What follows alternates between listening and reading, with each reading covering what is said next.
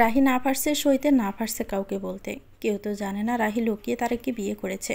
তারেকও কাউকে জানাতে নিষেধ করেছে। কয়েকদিন ধরে রাহি লক্ষ্য করছে তারেক কেমন গা ছাড়া ভাব নিয়ে কথা বলে। কথার মাঝে আন্তরিকতা, ভালোবাসা নেই। আগের মতো কল দিলেও কথা বলতে চায় না। যতক্ষণ কথা বলে মনে হয় যেন বাধ্য হয়েই কথা বলে। সারাক্ষণ ব্যস্ততার অজুহাত দেখায়। রাহি তারেকের এই পরিবর্তন মেনে নিতে পারছে না। ভালোবাসলে বোঝা যায় ভালোবাসার মানুষের কোনো কথাটা সত্যি বলে আর কোন কথাটা অজুহাত। তারেকের এভাবে এড়িয়ে চলা রাহির রাতের ঘুম হারাম করে দিয়েছে। কয়েকবার জিজ্ঞেস করছে কোনো সমস্যা হয়েছে কিনা। তারেক কথা বাড়াতে চায় না। ভালোবাসার মানুষ অ্যাভয়েড করলে পুরো দুনিয়ায় অন্ধকার লাগে। মেয়েরা স্বভাবতই ভালোবেসে নির্ভরশীল হয়ে যায়। প্রিয় মানুষকে নিজের দুনিয়া বানিয়ে ফেলে। নিজের অস্তিত্ব ভালোবাসার মানুষের ভিতর খুঁজতে শুরু করে। এটাই সবসময় জীবনে কাল হয়ে দাঁড়ায়। কারণ মানুষ মরে গেলে পচে যায়, বেঁচে থাকলে বদলায়। মানুষের স্বভাব সময়ের সাথে বদলানো। তাই তো ভালোবেসে নিজেকে এতটাই দুর্বল করা ঠিক না, যেখানে বিবেক বুদ্ধি বলতে কিছুই থাকে না। নিজের অস্তিত্ব বিলীন হয়ে যায়। ধীরে ধীরে তারেক রাহি থেকে নিজেকে গুছিয়ে নিয়েছে। এটা রাহি অনুভব করতে পারছে। তারেকের অবহেলা রাহিকে একটু একটু করে শেষ করে দিচ্ছে। তার উপর পিরিয়ড অফ 1 মাস। রাহি ভীষণ টেনশনে আছে, না জানি প্রেগনেন্ট হয়ে গেল। তারেককে কয়েকবার বলার চেষ্টা করছে কিন্তু বলে উঠতে পারেনি। তারেক রাহির কোনো কথাই শুনতে আগ্রহী না। রাহি একটু একটু করে অথই সমুদ্রে তলিয়ে যাচ্ছে। সাইমন নিজেকে ঘরবন্দি করে রেখেছে। ঠিকমতো কারোর সাথে কথা বলে না। সারাক্ষণ মনমরা হয়ে থাকে। বারান্দায় আকাশের দিকে তাকিয়ে বিড়বিড় করে কথা বলে। সাইমনের মায়ের চোখে পানি যেন স্থায়ী হয়ে গেছে। ছেলের মুখের দিকে তাকাতে পারে না। সেদিন যদি ছেলেকে বিয়ে করার জন্য জোর না দিত তাহলে সংসারটা বেঁচে যেত। আফসোস করে নিজের স্বার্থের জন্য ছেলের সুখ কেড়ে নিয়েছে। আমার পাপের জন্য আজ আমার ছেলেটা এত শাস্তি পাচ্ছে। ও তো মুনতাহাকে খুব ভালোবাসতো, সেটা আমি জেনে ওকে আগুনে ফেলে দিলাম। করা ছেলের সুখ কী সে জানতে চাইলাম না। মুনতাহা কিছু না করলেও কারণে অকারণে যা তা কথা শুনিয়ে দিয়েছি। সেদিন মুনতাহার কান্না আমার কলিজা ভিজেনি, তাই আজ আমার কান্না আল্লাহর দরবারে পুষাবে না। মুনতাহা কোথায় তুই? একবার এসে দেখে যা মা, আমরা কেউ ভালো নেই। তোর অভিশাপে আমরা শেষ হয়ে গেলাম। তুই ঠিক বলতি, কারো সুখ কেড়ে নিয়ে কেউ সুখী হয় না। এসব বলতে বলতে সাইমনের মা বুক চাপড়িয়ে কেঁদে ওঠেন। সাইমন অবন্তিকের সাথে আগে যা একটু কথা বলতে এখন তাও বলে না। অবন্তিকা হাঁপিয়ে উঠেছে। না পারছে যেতে, না পারছে এখানে থাকতে। এদের প্রতি আগে যা একটু মায়া হতো, সব জানার পর এদের জন্য মন থেকেই ঘৃণা আসে। সাইমন অবন্তিকার বাবাকে আসার জন্য বলছে। অবন্তিকার সামনে পুরো একটা জীবন পড়ে আছে। এতদিনে সাইমন বুঝেছে অবন্তিকে বিয়ে নিয়ে খুশি না। অবন্তিকা অন্য কাউকে ভালোবাসে। সাইমন জানে ভালোবাসা হারানোর কষ্ট কী। তা চায় না অবন্তিকা সে কষ্ট পাক। অবন্তিকার বাবা জরুরি তলব পেয়ে মেয়ের শ্বশুরবাড়ি এসেছে। আসার সময় গড়ভর্তি জিনিস নিয়ে এসেছে মেয়ের শ্বশুরবাড়ি বলে কথা। অবন্তিকা কিছুটা অবাক হলো। ও তো বাবাকে আসতে বলেনি। বাবা তুমি এখানে কেন? আসা যাবে না তো শ্বশুরবাড়ি? সেটা তো বলিনি, হঠাৎ এখানে? তোমাকে কি কেউ কিছু আসতে বলেছে? হ্যাঁ, সাইমন বলেছে জরুরি কথা আছে। তোর নাকি এখানে ভালো লাগছে না, বাড়ির কথা খুব মনে পড়ছে। তোর মুখ এমন শুকনো কেন? কিছু হয়েছে? সেটা তোমার বেয়াইনার জামাইকে জিজ্ঞেস করো। সাইমন এগিয়ে এসে সালাম করে। বাবা সুস্থ আছেন? হ্যাঁ, ভালো আছি। আমাকে কেন ডেকেছো বাবা? অবন্তিকা কি কিছু করেছে? না, অবন্তিকা কিছুই করেনি। যা করার আমরা করেছি। কি হয়েছে খুলে বলো তো, আমার টেনশন বাড়ছে। বাবা, আজ আর লুকানোর কিছু নেই। আপনি যা শাস্তি দিবেন আমরা মেনে নিব। কিসের শাস্তি? কি বলছো? অবন্তিকাকে বিয়ে করার সময় জানানো হয়েছিল আমার প্রথম স্ত্রী পালিয়ে যায়। আসলে এটা মিথ্যে কথা। তখন আমার প্রথম স্ত্রী এ বাসায় ছিল। ওর বাচ্চা হবে না বলে মা চেয়েছেন আমি বিয়ে করি। কিন্তু এখন সব শুনে অবন্তিকার বাবা তেলে বেগুনে জ্বলে উঠল। মুহূর্তের মধ্যে চেহারা বদলে গেছে। জেনে শুনে কেন তার মেয়ের জীবন নষ্ট করেছে? তাদের দেখে ছাড়বে এত বড় বিশ্বাসঘাতকতার জন্য? সাইমনের মা অবন্তিকার বাবাকে নরম হয়ে বলছে, বেয়াই, আমাদের অপরাধের শাস্তি আমরা পাচ্ছি। আপনার মেয়ের সাথে আমার ছেলের কোনো সম্পর্ক নেই। আপনার মেয়েকে আমরা কোনো কষ্টও দেইনি। এসব বললে কি লোকে বিশ্বাস করবে? আমার মান সম্মান নিয়ে টানাটানি করছেন, সেটা কি ফিরে পাবো? আমার মেয়েটার কি হবে ভেবে দেখেছেন? ওর জীবনটা যে নষ্ট হয়ে গেছে। আমার ভুল হয়েছে সেদিন আপনার কথা বিশ্বাস করা। বাহ, আপনি তো দেখি কম চালাক না। প্রথম বউ ঘরে রেখে ছেলেকে আবার বিয়ে দিলেন। আমরা কেউ কিছু টেরই পেলাম না। আপনাদের আমি জেলের ঘানি টানাবো। অবন্তিকে ওর বাবার কথাতে মুখ বন্ধ রাখতে পারলো না। রাগ করে বলে উঠল, আমার জীবনটা তো তুমি নষ্টই করেছো। এখন খুব ভাবছো আমার জীবন নিয়ে? আহনাব থেকে আমাকে আলাদা করে তো অনেক আগেই আমাকে মেরে ফেলেছ। খুব তো চেয়েছিলে বড় ঘরে বিয়ে দিবে নিজের ইচ্ছে মতো। এখন কি তোমার শখ মিটেছে? অবন্তিকা চুপ কর। কেন চুপ করবো বাবা? আজ আমাকে বলতে দাও, তোমার মেয়ের যে আগে একটা বিয়ে হয়েছে সেটা কি তুমি বলেছিলে? তুমিও তো বিশ্বাসঘাতকতা করেছ। যে যেমন তার সাথে সেটাই হয়। তুমিও সমান অপরাধে অপরাধী। মাঝে মধ্যে মা বাবারা সন্তানদের জীবন নষ্ট করে নিজেদের ইচ্ছেগুলো সন্তানের উপর চাপিয়ে দেয়। সন্তানদের সুখের কথা না ভেবে নিজেদের সুখের কথা ভাবে। সাইমনের কাছে কোনো কিছু অবাক লাগছে না, খারাপ লাগাও নেই। সাইমন অবন্তিকাকে লক্ষ্য করে। অবন্তিকা, এখন এসব কথা থাক, তুমি গিয়ে রেডি হয়ে বাবার সাথে যাও। আমি কয়েকদিনের মধ্যে ডিভোর্স লেটার পাঠিয়ে দিব। অবন্তিকার বাবা তাচ্ছিল্য সুরে বলছে, হ্যাঁ তুই রেডি হয়ে যায়। এখানে আর এক মুহূর্ত না। যে ছেলে কখনো তোকে মা ডাক শোনাতে পারবে না তার সাথে কোনো ভবিষ্যৎ নেই। অবন্তিকার বাবার কথা তীরের মতো সাইমন আর ওর মায়ের বুক সেদ করে বের হলো। এখন বুঝতে পারছে মুনতাহাকে বললে মুনতাহার ঠিক কেমন কষ্ট হতো। বাবা, আমি জানি আমার কোনো কথা শুনবেন না, তাও বলবো অবন্তিকাকে ওর ভালোবাসার মানুষের কাছে ফিরিয়ে দিন।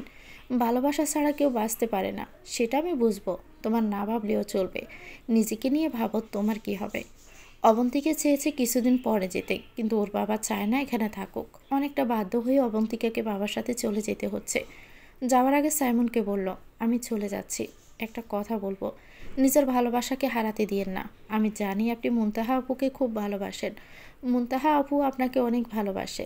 আপুর সাথে যা হয়েছে খুব খারাপ হয়েছে। আপনার ডাকে আপু ঠিক সাড়া দেবে।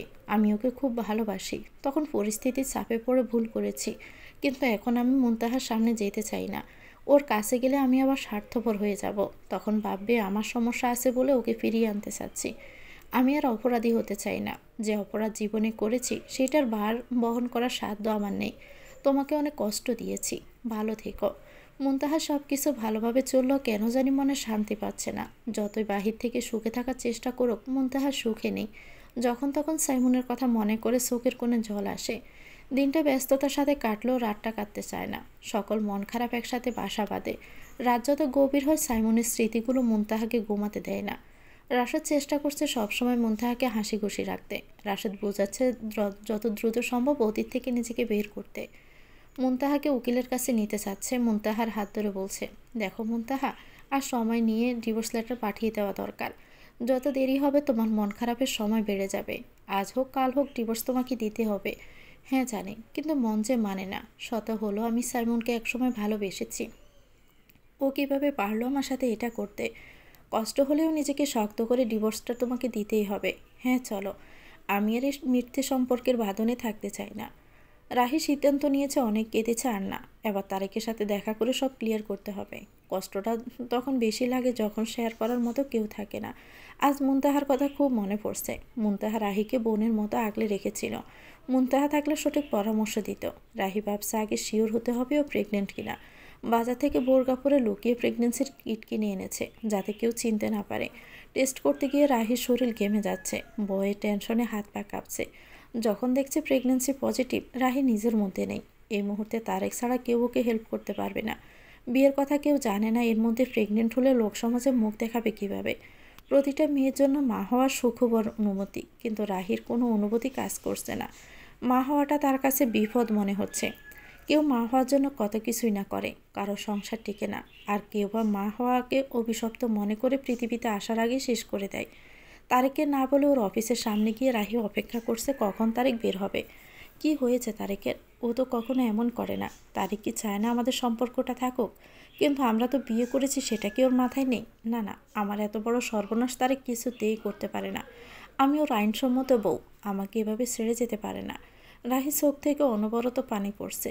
তারেক অফিস থেকে বের হয়ে আসমকাই রাহিকে দেখে অপ্রস্তুত হয়ে চোখ মুখ কালো করে রাহির কাছে আসলো। তারেক একটু রাগান্বিত চেহারা নিয়ে রাহির কাছে এসে বলছে, তুমি এখানে কি করছো? তোমার জন্য অপেক্ষা করছি।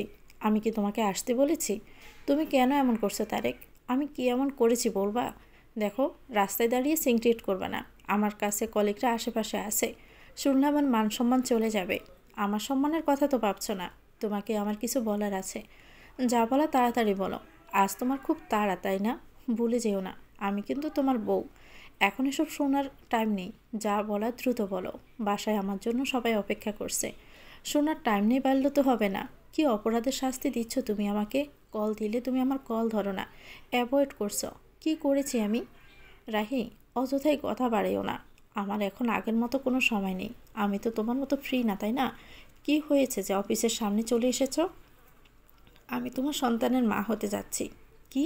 তুমি কি পাগল? আমি এখন সন্তান চাই না। আমার পরিবার জানে না আমি বিয়ে করেছি।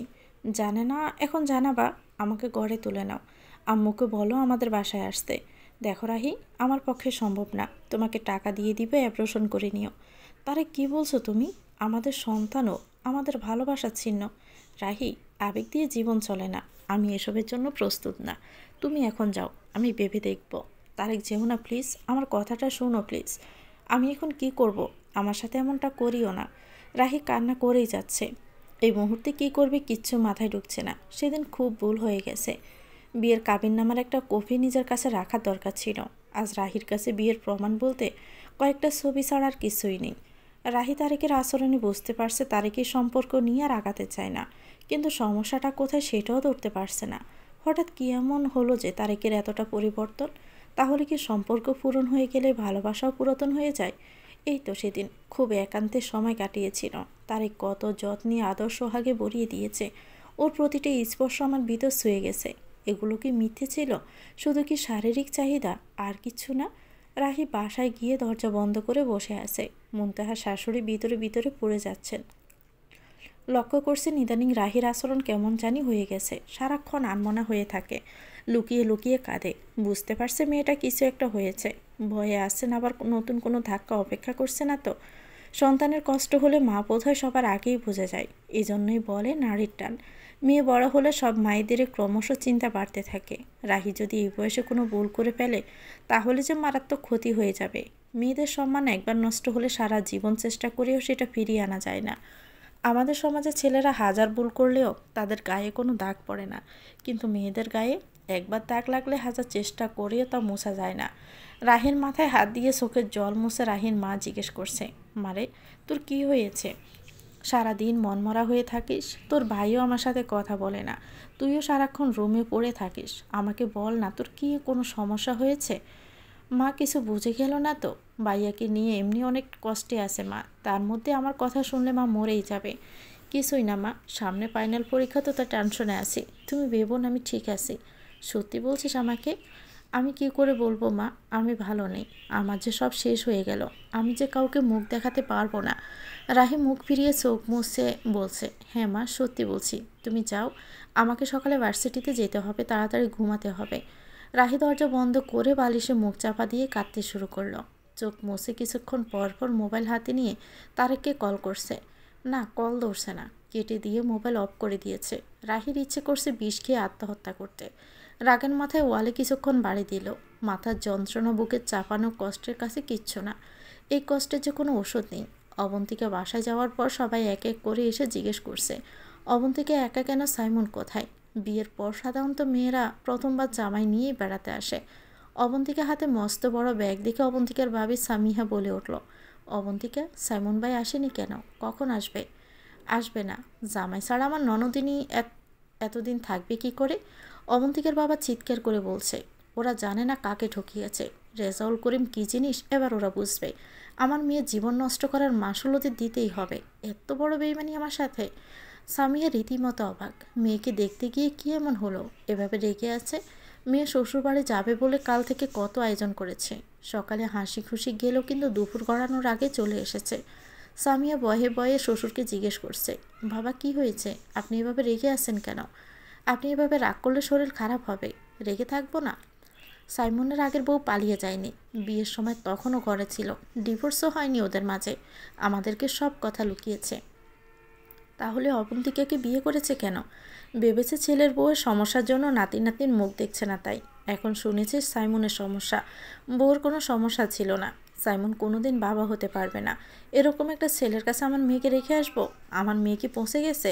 এরকম 10টা বিয়ে ভেঙে গেলেও রেজাল করিমের মেয়ের জন্য ছেলের অভাব হবে না। অবন্তিকার এবার খুব রাগ হচ্ছে।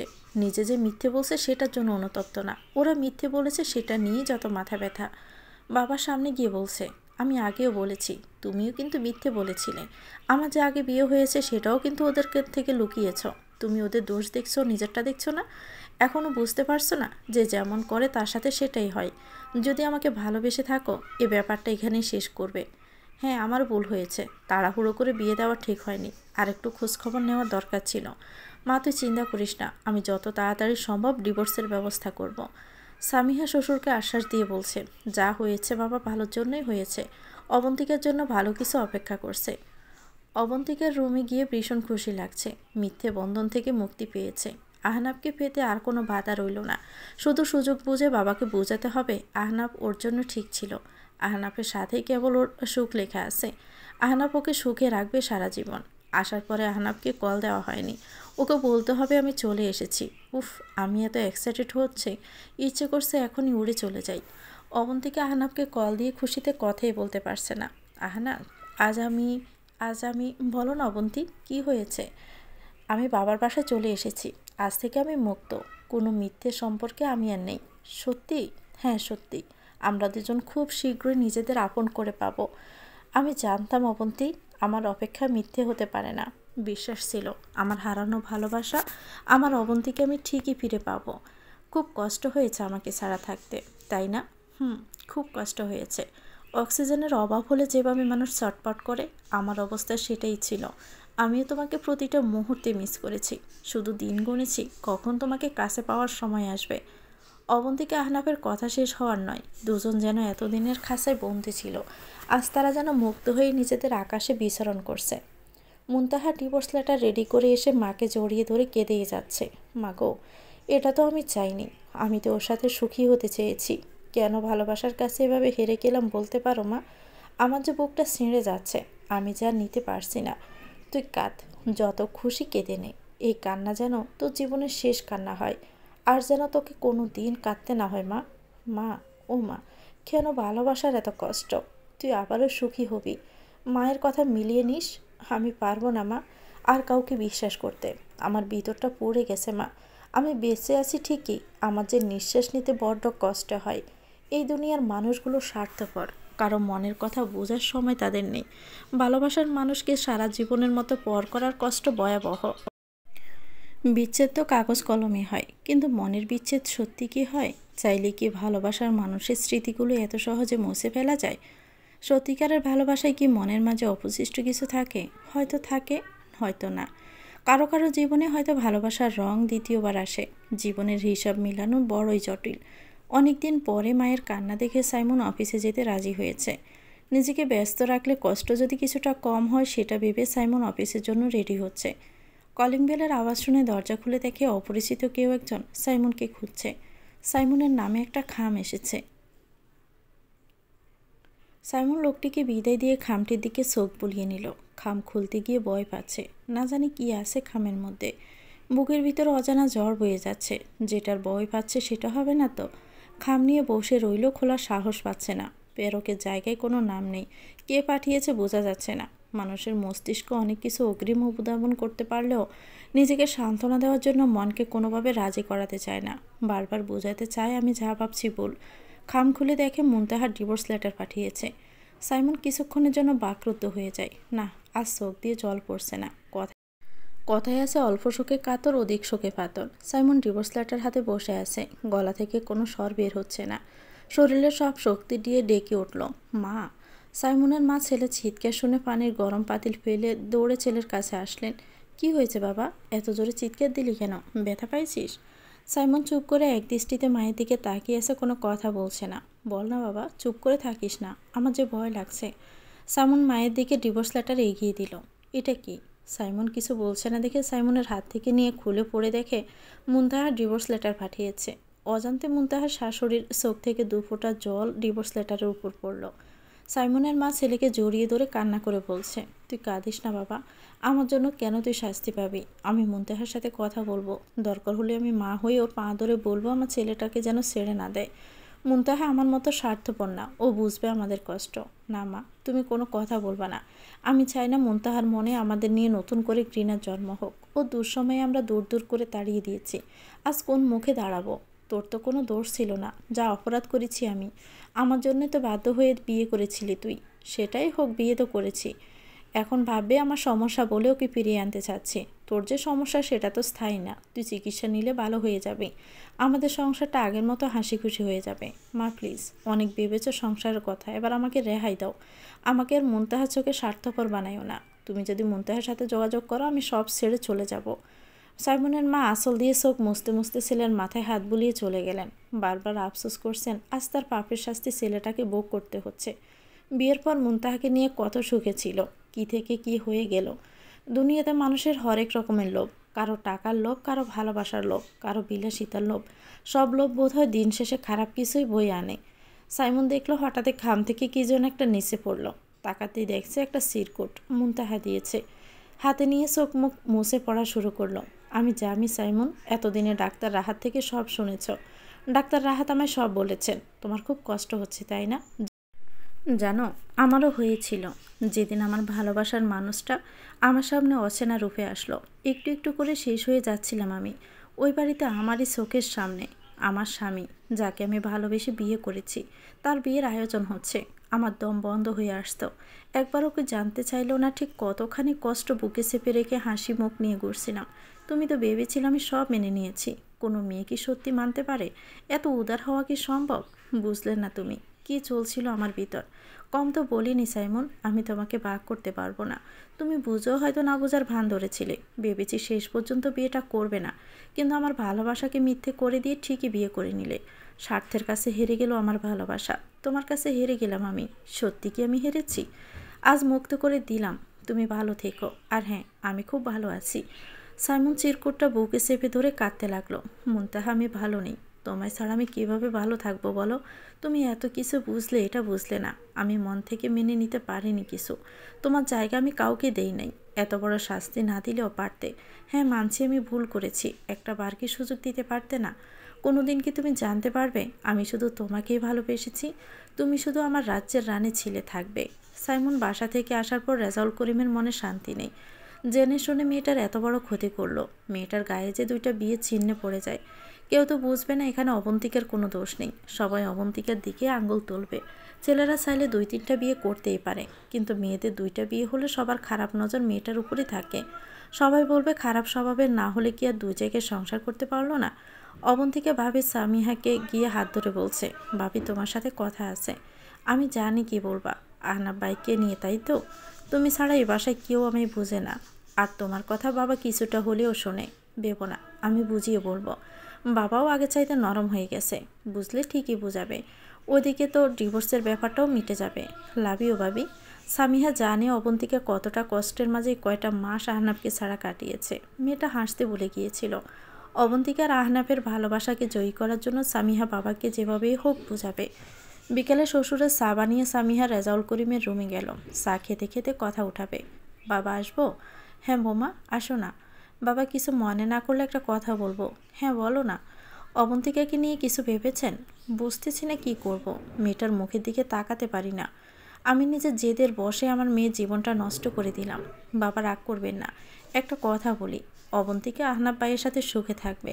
টাকা দিয়ে সবসময় সুখ কেনা যায় না। আহনাব ভাই খুব ভালো মনের মানুষ, আমাদের অবন্তিকাকে সুখে রাখবে। একটু সময় লাগবে, দেখবেন আহনাব ভাই অনেক ভালো জায়গায় পৌঁছাবে একদিন। তুমি কি ভেবে এসব বলছো? সত্যি কি তাই মনে হয়? জি বাবা, আমার মনে হয় এখন ওরা দুজন দুজনকে পছন্দ করে। আপনি একবার আহনাফের পরিবারের সাথে কথা বলেন, ওরা কি এখন রাজি হবে? আমি ওদের সাথে তো কম অন্যায় করিনি। আহনাফ আর ওর মা কি আমাকে ক্ষমা করবে?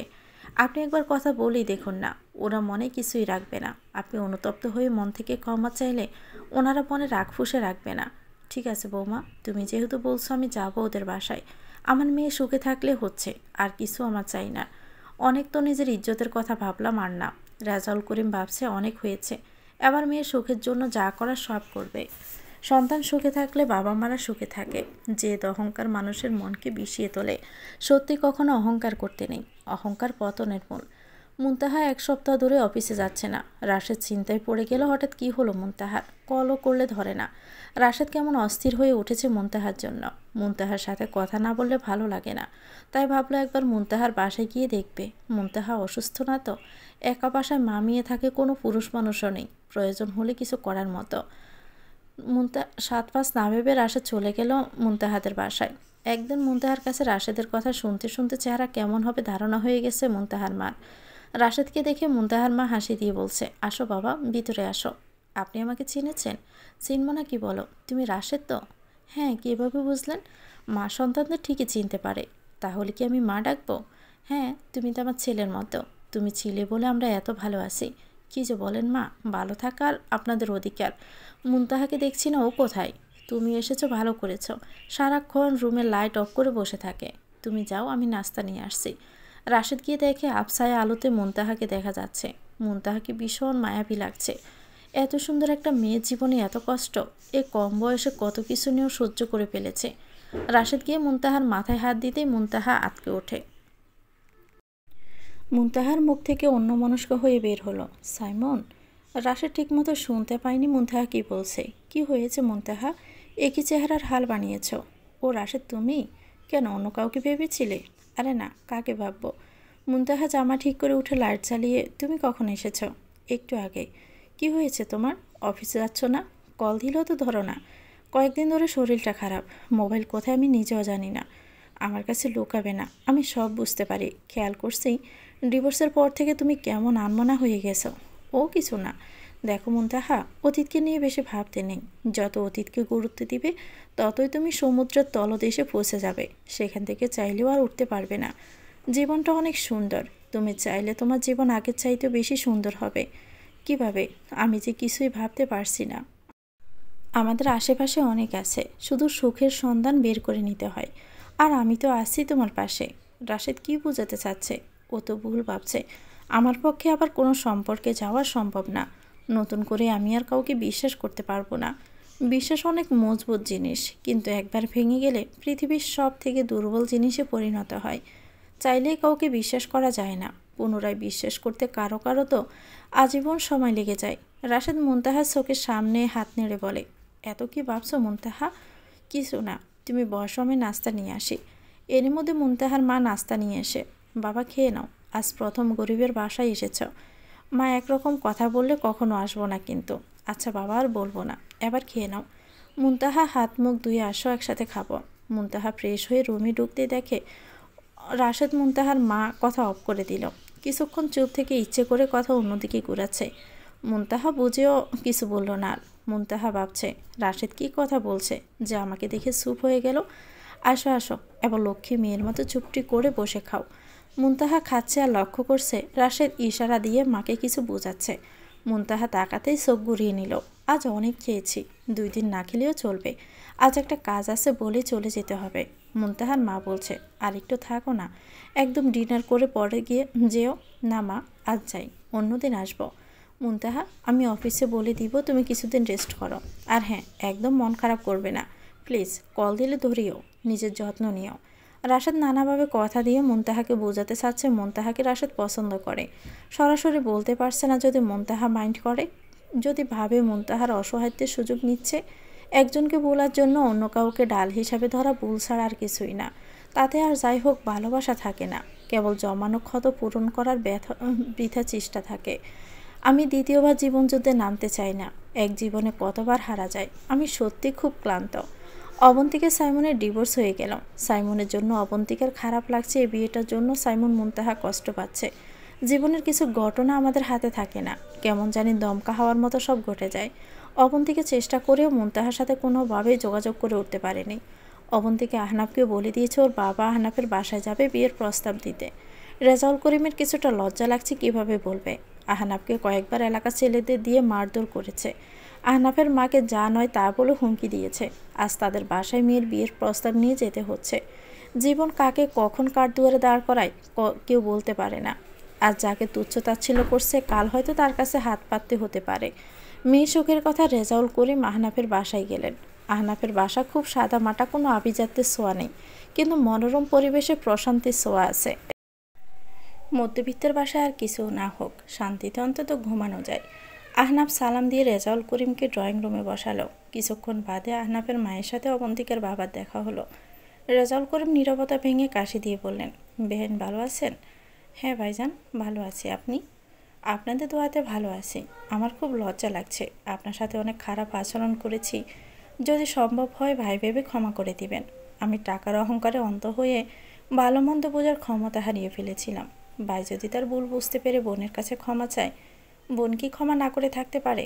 আপনি আপনার জায়গায় ঠিক। সবাই চায় তার মেয়ে বড়লোক পরিবারের বিয়ে হোক, কিন্তু সব সময় তো টাকা দিয়ে সুখী হওয়া যায় না। মনের মিল হওয়ারও একটা দরকার আছে। আপনি অদম ভাইটারে বাঁচালেন। এখন বুঝতে পারছি আমার মেয়ে যা করেছে একদম ঠিকই করেছে। টাকা দিয়ে সবসময় সুখ কেনা যায় না। অবন্তীকে এখানে সুখে থাকবে। এর চেয়ে ভালো পরিবার ওর জন্য কোথাও আমি পাবো না। আমরাও এর থেকে ভালো বৌমা পাবো না। আহনাফের মা অবন্তিকার বাবা মিলে আবারও বিয়ের তারিখ ঠিক করলেন। অবন্তিকা আহনাফ চায় না তাদের বিয়েতে ধুমধাম হোক, যতটা সিম্পলভাবে করা যায় সেভাবে আয়োজন করা হচ্ছে। বিয়ের কথা শোনার পর থেকে অবন্তিকার মুখে যেন হাসি লেগেই আছে। অনেক সাধনার পরে ভালোবাসার মানুষকে আপন করে পাবে। এবার আর কোনো আতঙ্ক নেই, লুকিয়ে থাকার ভয় নেই। ভালোবাসার মানুষকে পরিবারের সম্মতিতে বিয়ে করার সৌভাগ্য সবার থাকে না। অবন্তিকাকে খুশি দেখে রেজাউল করিমের মনে অন্যরকম কাজ করছে প্রশান্তি। সন্তান ভালো থাকলে মা বাবার আর কি বাঁচাই। তারেক রাহিকে নানা বাজে বোঝাচ্ছে এই মুহূর্তে বাচ্চা নিলে ক্যারিয়ার গঠনে সমস্যা হবে। বিয়ের কথা কেউ জানে না। এখন যদি এসব শুনে পরিবার কখনো মেনে নিবে না। তারেকের কোনো কথাই রাহির বিশ্বাস হচ্ছে না। রাহি তারেককে বলছে, তুমি আমার আম্মুর সাথে কথা বলতে দাও, আম্মু বুঝবে আমার অবস্থা। রাহির কথা শুনে তারেকের মাথায় তো রক্ত উঠে গেছে। রাহি, তোমাকে অনেক বুঝিয়েছি, আমার পক্ষে মায়ের সাথে কথা বলা সম্ভব না। তুমি কি চাও বাচ্চাটা মেরে ফেলি? দেখো রাহি, বোঝার চেষ্টা করো। আমি জানি তোমার কষ্ট হচ্ছে। এই মুহূর্তে বন্দিবানের কাজ হবে অ্যাবর্শন করা।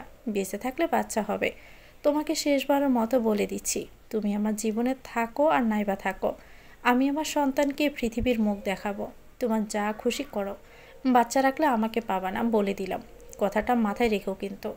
তোমার মতো স্বার্থপর মানুষকে না পেলেও চলবে। রাহি কাঁদছে।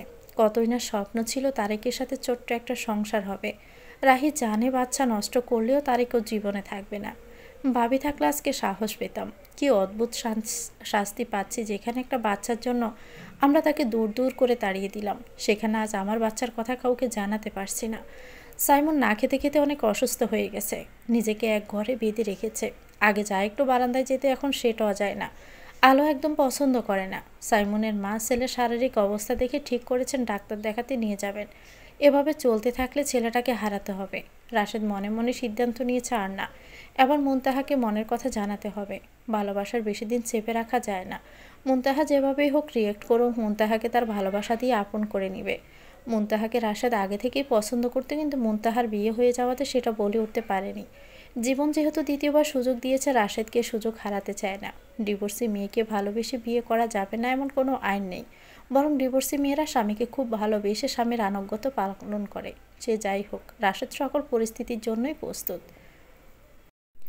রাশেদ মনে মনে ঠিক করেছে আজ মুনতাহাকে সারপ্রাইজ দেবে। মনে সাহস জুগিয়ে প্রপোজটা করে দিবে। ভালোবাসার মানুষকে তাড়াতাড়ি আপন করে নিতে পারলে মন পরিপূর্ণতা খুঁজে পায়। তাই আগে থেকে মুনতাহার জন্য একটা নীল শাড়ি কিনে রেখেছে। রাশেদের কতদিনের শখ কোনো এক কুয়াশা ঢাকা পরে মুনতাহা নীল শাড়ি পরবে, আর রাশেদ হলুদ পাঞ্জাবি পরে দুজনে হাত ধরে শিশির ভেজা ঘাসের ওপর আলতো পায়ে বহুদূর হাঁটবে। রাশেদের নিজের হার্টবিট নিজেই শুনতে পাচ্ছে। ভয় লাগছে মুনতাহাকে কি উত্তর দিবে সেটা ভেবে।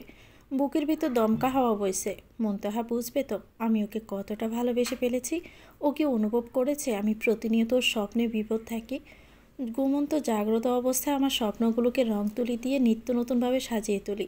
রাশেদ মুনতাহাকে তো বলে দিয়েছে আসার জন্য, কিন্তু রাশেদের অস্থিরতা ক্রমশ বেড়ে যাচ্ছে। ভালোবাসলে বোধহয় পাওয়ার আগে হারানোর আশঙ্কাই বেশি থাকে। আর তার উপর ভালোবাসার মানুষের উত্তরের জন্য অপেক্ষা করা তো ভয়ঙ্কর।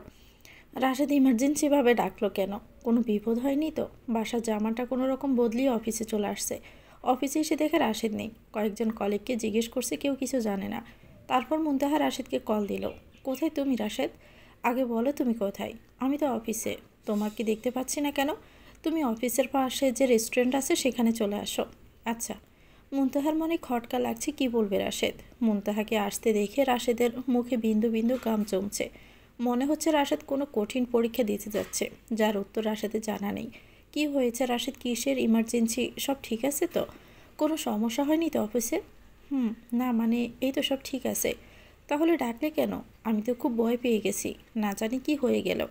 দেখো মুনতাহা, তুমি তো জানো আমি কখনো কিছু লুকাতে পারি না। আমার মনে যা আছে তাই বলে দেই। কি হয়েছে বলো না। তোমার কাছে বনিতা করে লাভ নাই।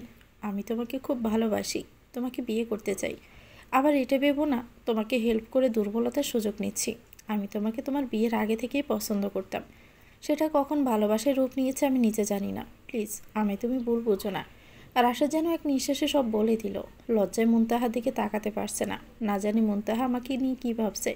উফ, আর একটু সুন্দর করে বলতে পারতাম। সবাই কত সুন্দর করে হাঁটু গেড়ে বসে ফুল দিয়ে প্রপোজ করে, আর আমি কিনা রিডিং পড়লাম।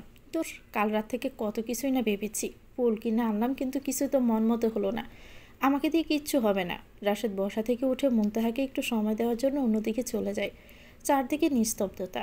মুনতাহা একদম চুপ করে বসে আছে, যেন সব কিছু এক কান দিয়ে ঢুকে অন্য কান দিয়ে বের হলো। মুনতাহা রাশেদকে কীভাবে নিষেধ করবে বুঝতে পারছে না। আমি কি করে বলবো আমি যে রাশেদকে ভালোবাসি না? আমি শুধু ওকে বন্ধু ভাবি। আমার পক্ষে আর কখনো কাউকে ভালোবাসা পসিবল না। কোনো পরিস্থিতিতে পড়লাম আমি, চারদিকে যেন অন্ধকার। যখন কেউ বিপদের দিন এগিয়ে আসে, সে মানুষের প্রতি অন্যরকম দায়বদ্ধতা তৈরি হয়। চাইলে তার মুখের উপর না করে দেওয়া যায় না। মুনতাহা চুপ করে বসে থাকা দেখে রাশেদ এগিয়ে আসে। মুনতাহা, এখন তোমাকে কোনো উত্তর দিতে হবে না। তুমি যত খুশি সময় নাও, তোমার কোনো তাড়া নেই। তবে যা সিদ্ধান্ত নেবে মন থেকে নিও। আমি সত্যি তোমাকে খুব ভালো রাখবো। আমি তোমাকে হেল্প করেছি এই চিন্তা করে সিদ্ধান্ত নিতে হবে না। আমি যা সিদ্ধান্ত নিবে তুমি মেনে নিবে তো? আমি কখনো চাই না তুমি মনের বিরুদ্ধে কিছু করো। তবে একটা কথা মাথায় রেখো, তুমি আশেপাশে থাকলে আমার ভালো লাগে। আমি তোমাকে নিয়ে নতুন করে বাঁচতে চাই। সাইমন তোমাকে যে কষ্ট দিয়েছে, আমার ভালোবাসার দিয়ে সেটা বলিয়ে দিতে চাই। প্লিজ আমি একটা সুযোগ দিও। আমাকে এক সপ্তাহ সময় দাও। আজ উঠি, শরীর ভালো লাগছে না। কিছু খেয়ে বের হই। ওকে, শোনো, তোমার জন্য সামান্য একটা উপহার এনেছি। না করিও না প্লিজ। কি এটা? বাসায় গিয়ে দেখিও। রাশেদের কথাগুলো মুনতাহার কানে বেজে চলছে। কখনো কি ভেবেছিল সাইমন ছাড়া আর কেউ তার জীবনে আসবে? রাশেদ সত্যি মুনতাহাকে পছন্দ করে, কিন্তু মুনতাহা নিরুপায়। রাশেদের মতো ছেলেদের নিয়ে তো মেয়েরা স্বপ্ন দেখে, কিন্তু কিছু মানুষের জীবনে স্বপ্ন কেবল দুঃস্বপ্ন ছাড়া আর কিছুই না। তাদের যে স্বপ্ন দেখা নিষেধ।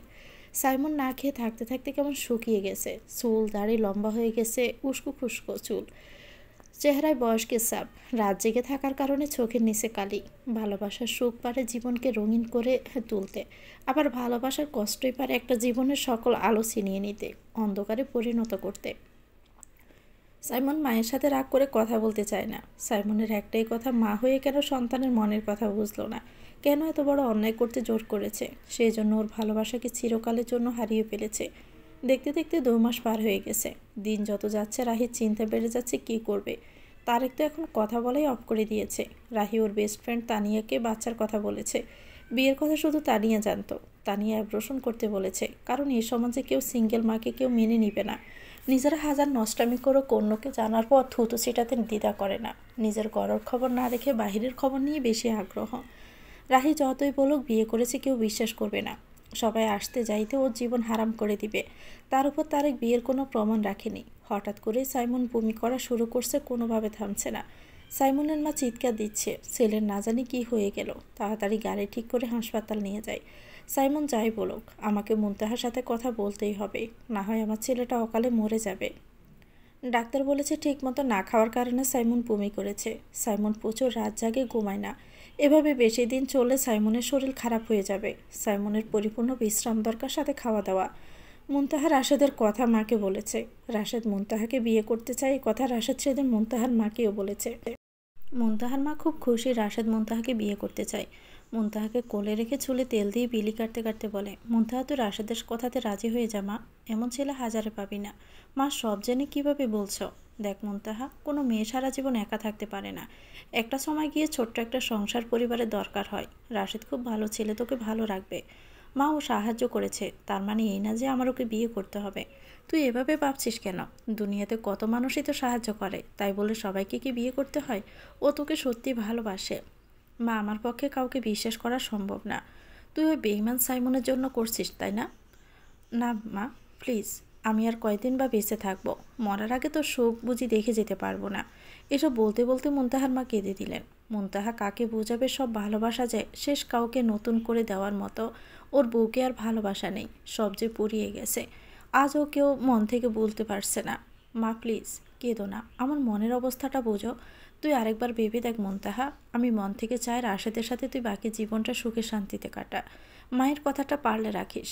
মুনতাহা অদ্ভুত মানসিক চাপে সময় কাটাচ্ছে। কোনটা ঠিক কোনটা ভুল, কার কথা যে শুনবে কিছুই বুঝতে পারছে না।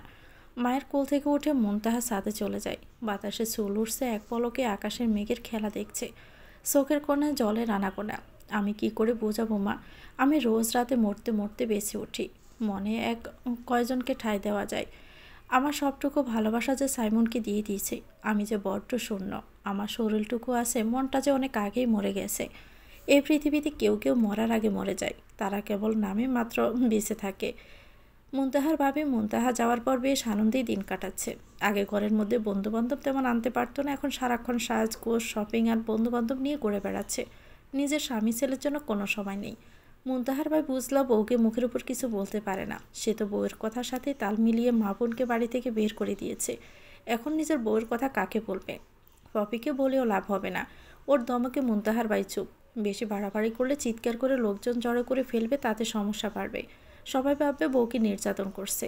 আমাদের সমাজে এমন অনেক পরিবার ভুক্তভোগী, যেখানে একটা নারী যথেষ্ট পরিবারকে শেষ করার জন্য।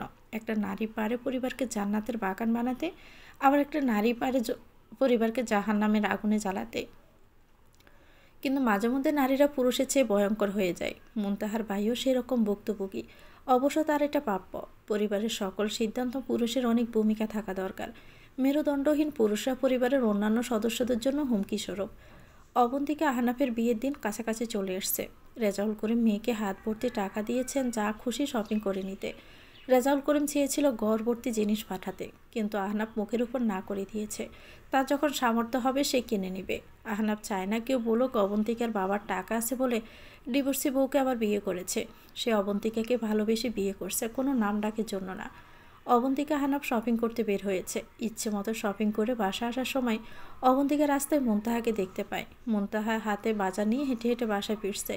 অবন্তিকা জোরে কয়েকবার ডাক দিয়ে মুনতাহাকে ডাকছে, মুনতাহা আপু। অবন্তিকা ডেকেই চলছে, দাঁড়াও মুনতাহা আপু। মুনতাহার লাগছে কেউ যেন ওকে ডাকছে। পিছন ফিরে তাকাতেই দেখে অবন্তিকা একটা ছেলের হাত ধরে শক্ত করে দাঁড়িয়ে আছে। মুনতাহা কিছুটা অবাক হয়ে এভাবে কোনো ছেলের সাথে অবন্তিকাকে দেখে। অবন্তিকা আহনাফকে রেখে মুনতাহাকে জড়িয়ে ধরে। কেমন আছো তুমি? কতবার কল দিয়েছি জানো? তুমি নাম্বার চেঞ্জ করেছো নাকি? কল যায় কখনো অফ থাকে। একবারও কি আমাদের কথা মনে পড়েনি? তুমি কি ভেবেছ আমি সত্যিটা কখনো জানবো না? সেদিন কেন মিথ্যে বলেছিলে? কোনটার আগে জবাব দিব বলো? একটা একটা করে সবগুলো তো। আমি ভালো আছি। সেদিন মিথ্যে বলেছিলাম কারণ আমি চাইনি তোমাদের মাঝে আসতে। আমাদের মাঝে কি কোনোদিন সম্পর্ক ছিল? সাইমন শুধু তোমায় ভালোবাসতো। তুমি চলে আসার পর থেকে একটা রাতও ঘুমায়নি। সারাক্ষণ তোমার জন্য কষ্ট পেত, কান্না করতো। তোমাকে কি বলছে আমার জন্য কষ্ট পাচ্ছে? কেন বা কষ্ট পাবে? আমি তো ওদের চোখের কাঁটা ছিলাম। আমার জন্য কেউ শান্তি পাচ্ছিল না। তুমি ভুল জানো। আর কেউ তোমায় চোখে না হারালেও সাইমন তোমায় চোখে হারাতো। তুমি ভালোবাসার মানুষ হয়েও বুঝলে না। কীভাবে বুঝবো বলো? ও তো আমার ভিতরের আমিটাকেই মেরে ফেলেছে তিলে তিলে। তুমি আসার পর মাকে সাইমন বারবার বলেছিল তোমার শখ পূরণ করতে গিয়ে আমার ভালোবাসাকে হারিয়ে ফেলেছি। বিশ্বাস করো, সাইমন তোমাকে খুব ভালোবাসে। এত কান্না দেখার পরেও ওর মা তোমাকে খবর দিতে চেয়েছিল, কিন্তু সাইমন সবাইকে নিষেধ করে দিয়েছে তোমাকে ফিরে আসতে, যেন কেউ অনুরোধ না করে, যাতে তুমি সাইমনকে স্বার্থপর না ভাবো। কারণ সমস্যাটা সাইমনের ছিল। আমাকে ভালোবাসলে কখনো দ্বিতীয় বিয়ে করতো না। আমি তো কম কাঁদিনি, তখন কেন বুঝিনি? যখন চলে আসলাম সমস্যা ধরা পড়লো তখন কেন এত কান্নাকাটি? আসলে মুনতাহা আপু, সাইমন বাধ্য হয়ে বিয়েটা করেছে। ও কখনো আমার ধারে কাছে আসেনি, বিশ্বাস করো। সমস্যা জানার আগে থেকে মন মরা থাকতো। কখনো কখনো রাতে বাসায়ও আসতো না। মাঝে মধ্যে পরিস্থিতি আমাদের অনুকূলে থাকে না, ঠিক। ভুল বোঝার আগে সব ঠিক হয়ে যায়। দেখো, সাইমন এখন তোমার স্বামী। আমি ওকে নিয়ে ভাবতে চাই না। সাইমনের সাথে আমার ডিভোর্স হয়ে গেছে। আমার আগে একটা বিয়ে হয়েছিল যাকে আমি ভালোবাসতাম, তার সাথে। বাবা নিজের ভুল বুঝেছে, তাই আমার ভালোবাসার মানুষকে আমায় ফিরিয়ে দিচ্ছে। অবন্তিকা মুনতাহাকে সব খুলে বলেছে কী কারণে সাইমনকে বিয়ে করেছে। আমি খুব খুশি হয়েছি, আমার এক্স স্বামীকে ছাড়ার জন্য না। তুমি তোমার হারিয়ে যাওয়া ভালোবাসাকে পাচ্ছ। তোমার ভালোবাসা পবিত্র ছিল। আহনাফ তোমার জন্য অপেক্ষা করছে। এমন মানুষ কয়জনের ভাগ্যে আছে। দোয়া করি অনেক সুখে থাকো। মুনতাহা আপু, তোমাকে জোর করব না, রিকোয়েস্ট করব। মানুষ তো ভুল করেই। মহান আল্লাহ তো আমাদের ক্ষমা করে দেয়। সাইমন খুব কষ্ট পাচ্ছে, শুনেছি ভীষণ অসুস্থ। পারলে তুমি তাকে ক্ষমা করে দিও। অবন্তিকা আহনাফের সাথে মুনতাহার পরিচয় করিয়ে দিয়েছে। মুনতাহার মাকে অবন্তিকার কথা খুলে বলেছে, কিন্তু মুনতাহার মা রাগ করে বলে উঠল, এখন ওদের পোলার সমস্যা, তাই এত কান্দাকাটি। যখন তুই কাঁদছিস তখন কি তোর কান্না ওদের মন পর্যন্ত গিয়েছে? মা, কারো সমস্যা নিয়ে এভাবে কথা বলা ঠিক না। কেন বলবো না বল? আমার মেয়ে যে এত কষ্ট পেয়েছে ওরা তো মজাতে ছিল তখন, দূর দূর করে তাড়িয়ে দিচ্ছিল, কারণ ওরা জানতো সমস্যা তোর। এখন ওদের সমস্যারও বুঝুক, মরে গেলেও আফসোস করবি না। মুনতাহা জোরে বলে উঠল, মা তুই আমাকে একটা সত্যি কথা বলতো, তুই কি এখনও সাইমনকে ভালোবাসিস? মা, চাইলে সবটুকু ভালোবাসা মুছে দেওয়া যায় না, কিন্তু এখনও সমস্যার সময় যদি আমরা এসব বলি তাহলে আমার আর ওর মাঝে পার্থক্য থাকবে না। মানছি ও মায়ের কথাতে ভুল করেছে, হয়তো এই জীবনে আমি ওকে মেনে নিব না, কিন্তু তাই বলে এতটা স্বার্থপর হতে পারবো না। তুই কি চাস ওদের কাছে আবার ফিরে যাবি? আমি কি বলেছি ফিরে যাব? প্লিজ মা, আমায় একা থাকতে দাও। তুই ওর কোনো কথা না ভেবে রাশেদের কথা ভাব, ওকে কি বলবি? মা, আমি যদি সাইমনের মতো মনের বিরুদ্ধে গিয়ে তোমার কথা রাখতে গিয়ে বিয়ে করি তাহলে রাশেদের জীবনটাও নষ্ট হয়ে যাবে। সাইমনের কাছে ফিরে না গেলেও আমি বিয়েটা করব না, জেনে শুনে ওর ক্ষতিটা আমি করতে পারবো না। তুই নিজের ভাগ্যকে নিজেই তাড়িয়ে দিচ্ছিস। তোর চোখ বলছে তুই কি চাস, ওকে আমি বুঝিয়ে বলবো, ও আমাকে ঠিকই বুঝবে। তুই যেটা ভালো বুঝিস কর, আমি চাই না তুই দ্বিতীয়বার কষ্ট পাস। মুনতাহা জানে না ও জীবনটা কোথায় গিয়ে থামবে, শুধু জানে দ্বিতীয়বার কারোর সাথে সে জড়াতে পারবে না। জড়ানো অনেক সহজ, কিন্তু সারা জীবন জড়িয়ে ধরে রাখা কঠিন। মুনতাহা রাশেদকে উত্তর দিবে বলেই ডেকেছে। রাশেদ তো মহা খুশি, কীভাবে আসবে কি পড়বে ভাবতেই পারছে না। প্রেমে পড়লে যে কেউ বাচ্চার মতোই আচরণ করে, মনে হচ্ছে নতুন কারোর সাথে দেখা করতে যাবে। আয়নার সামনে দাঁড়িয়ে বারবার দেখছে নিজেকে পরিপাটি লাগছে কিনা। বুক ভরা আশা নিয়ে মুনতাহার সাথে দেখা করতে আসলো। মুনতাহার চোখে মুখে বিষণ্ণতা। রাশেদ বলতে কষ্ট হচ্ছে, কিন্তু মিথ্যে স্বপ্ন দেখানোর চেয়ে সত্যি বলে কষ্ট দেওয়াই অনেক ভালো। হয়তো সাময়িকভাবে কষ্টে থাকবে, কিন্তু একসময় কাটিয়ে উঠবে। জীবন কোনো কিছুর জন্যই থেমে থাকে না। রাশেদ, তুমি আমাকে বলেছিলে আমি যা সিদ্ধান্ত নিব তুমি মেনে নিবে, রাগ করবে না। আমি তোমাকে পারবো না বিয়ে করতে। আমি চাই না তোমার জীবনটা নষ্ট হোক। আমি যদি বিয়ে করে তোমাকে সবটা দিয়ে ভালোবাসতে নাই বা পারি, তখন তুমি কষ্ট পাবা।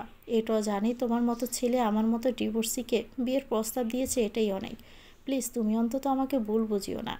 রাশেদ এটা শোনার জন্য প্রস্তুত ছিল না। কষ্ট হলেও মুনতাহার মনের বিরুদ্ধে বিয়ে করতে চায় না। কী লাভ জোর করে বিয়ে করে যদি মনের ভিতরে জায়গা না পাওয়া যায়? নিজেকে শক্ত করে, আরে ভুল বুঝবো কেন?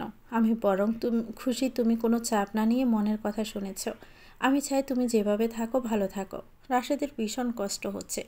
এত বছরের সুপ্ত অনুভূতি কোনো পরিণয় পেল না। থাক না কিছু ভালোবাসা বুকের ভিতর লুকিয়ে, থাকুক পবিত্রতায়। একতরফা ভালোবাসাগুলো সত্যি ভীষণ পবিত্র হয়, না থাকে শারীরিক চাহিদা, না থাকে মানসিক চাহিদা। মুনতাহার মা বুঝে গেছে মুনতাহা রাশেদকে ভালোবাসে না, তাই মেয়েকে আর জোর করতে চাচ্ছে না। বিয়ে অনেক বড় ব্যাপার, জোর করে দিলে সেটার পবিত্রতা নষ্ট হয়। একই ছাদের নিচে থেকে যদি মনের মিল থাকে না থাকে, দুজনই কষ্ট পাবে। মুনতাহার মা বারবার জিজ্ঞেস করছে কোথায় যাচ্ছে। কিরে মুনতাহা, আমরা ব্যাগ নিয়ে কোথায় যাচ্ছি? আগে চলো দেখবা। তখন নিজেদের বাড়ি গিয়ে কলিং বেল চাপ দিচ্ছে মুনতাহা। মুনতাহা, আবার আমরা এ নরকে কেন এসেছি? তুই কি করছিস এসব? মুনতাহার ভাবি দরজা খুলে ওদের দেখে হাঁ করে তাকিয়ে আছে, যেন দিনে দুপুরে ভূত দেখছে।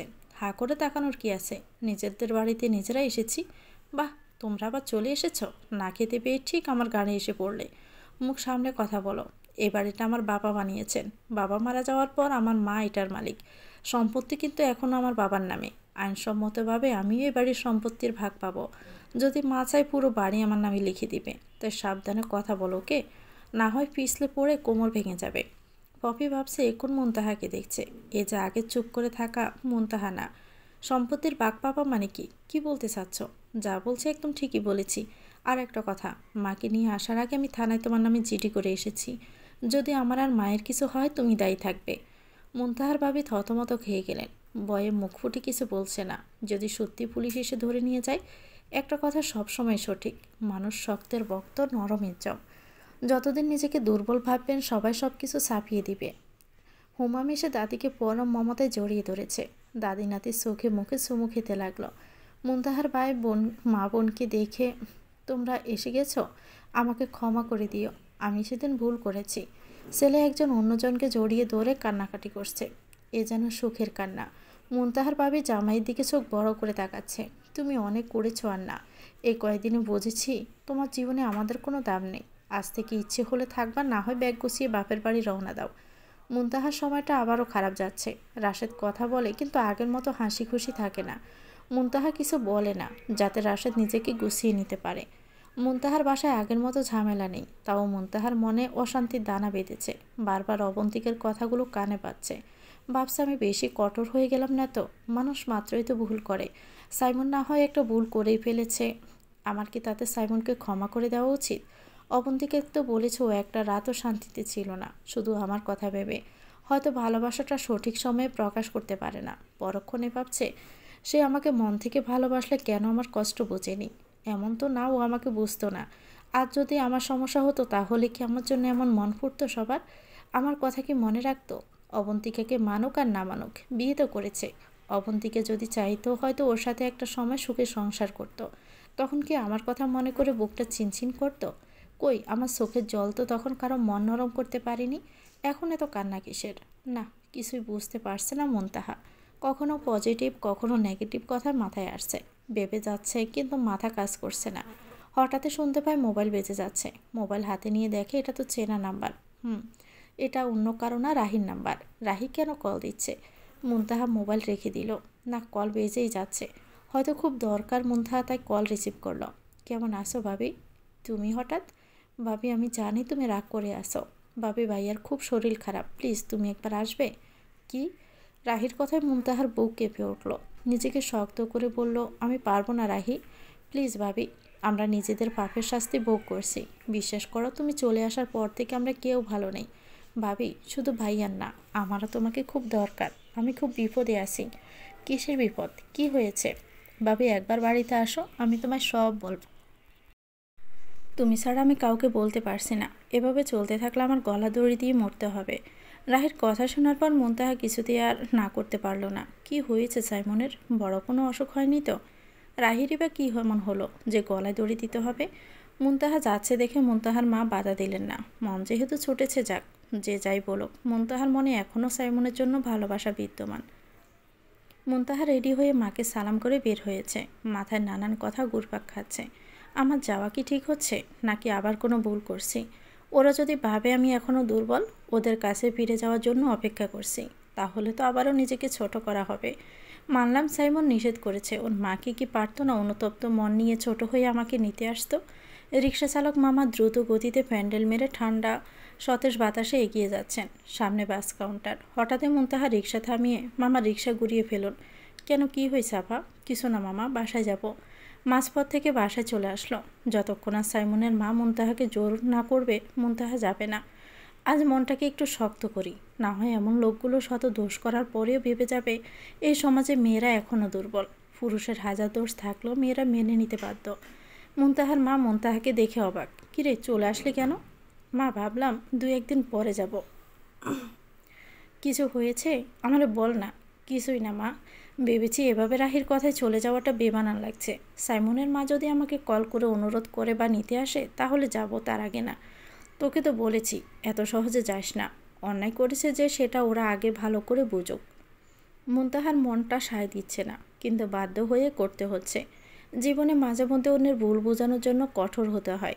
যতক্ষণ না নিজের ভুলটা বুঝতে পারছে ততক্ষণ অপরাধ বোধ কাজ করে না। রাহি যখন দেখছে মুনতাহা আসছে না, মাকে গিয়ে বলছে, মা, আমরা তো ভাবির সাথে অন্যায় করেছি। ভাইয়া যতই নিষেধ করুক, তোমাকে একবার ভাবিকে আসতে বলা উচিত।